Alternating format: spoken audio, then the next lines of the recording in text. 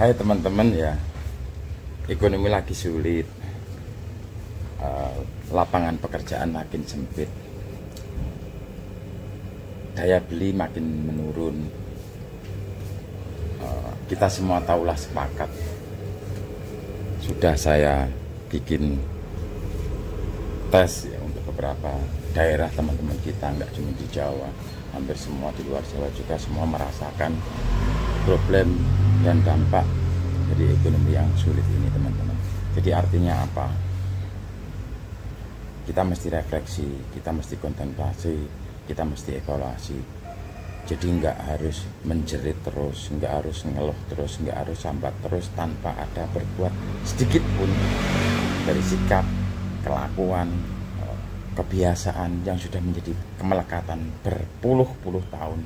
Itu waktunya mumpung jeda seperti sekarang ini untuk kita refleksi, untuk kita kontemplasi, untuk kita evaluasi diri. Hal-hal yang memang baik dan bagus bagi perkembangan usaha kita, pekerjaan kita, sosialisasi kemasyarakatan kita, dalam meningkatkan kualitas keluarga kita serta anak-anak, itu memang harus kita tumbuh kembangkan, kita rawat, terus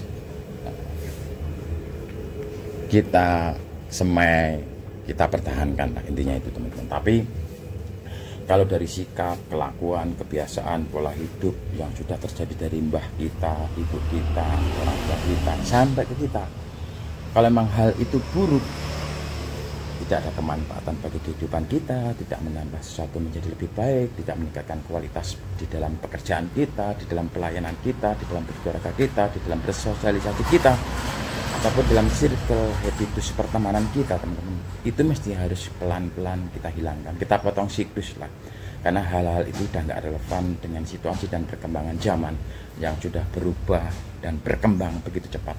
Kalau kita tetap menggunakan pola-pola kebiasaan lama itu, nanti kita akan ketinggalan, keseret oleh perkembangan teknologi zaman. Namun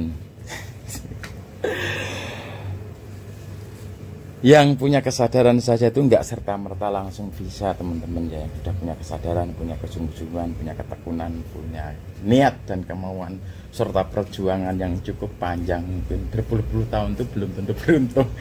Karena sesuatu yang sudah menjadi pola dalam kehidupan kita turun-temurun dari mbah, nenek, kakek sampai ke kita, itu tanpa sadar sudah menjadi habitus ya, mindset yang melekat. Entah karena kita senangi ataupun kita benci. Ini kita orientasinya tidak bicara baik buruk, tidak bicara benar salah, tidak benar bicara senang nggak senang. Kita udah keluar dari konteks itu, tapi kita bicara benar-benar di luar nurul lah. Lagi trennya di luar nurul. Karena apa teman-teman? Perlu teman-teman ketahui ya. Ini logika sederhananya seperti ini. Kita tidak akan pernah mungkin bisa mendapatkan hal baru. Kita tidak akan pernah bisa mungkin mendapatkan hal baru jika tetap menggunakan dengan cara berpikir pola yang lama. Makanya kita perlu kontemplasi, kita perlu refleksi, kita perlu evaluasi, tidak untuk menyalahkan ataupun benci, untuk bicara sok suci dan paling benar, tidak teman-teman.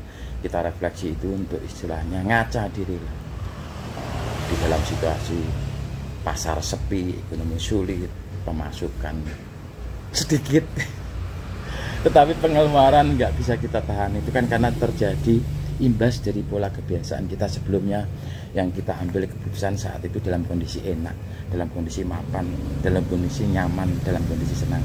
Kita nggak pernah berpikir panjang bahwa pada akhirnya situasi, kondisi, timing, waktu terus berjalan. Seiring dengan berjalannya waktu, tentunya nanti akan kita mengalami hal-hal yang menyenangkan ataupun hal-hal yang kurang membahagiakan.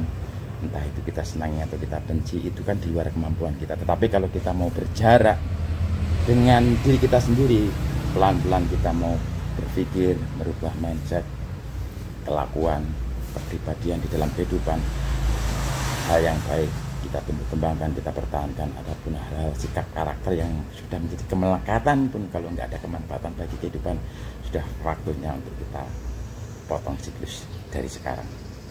Kita tidak akan mungkin mendapatkan hal baru dengan pola cara berpikir yang lama. Forum Sinau Pemadadian, Narti Wijaya. Salam.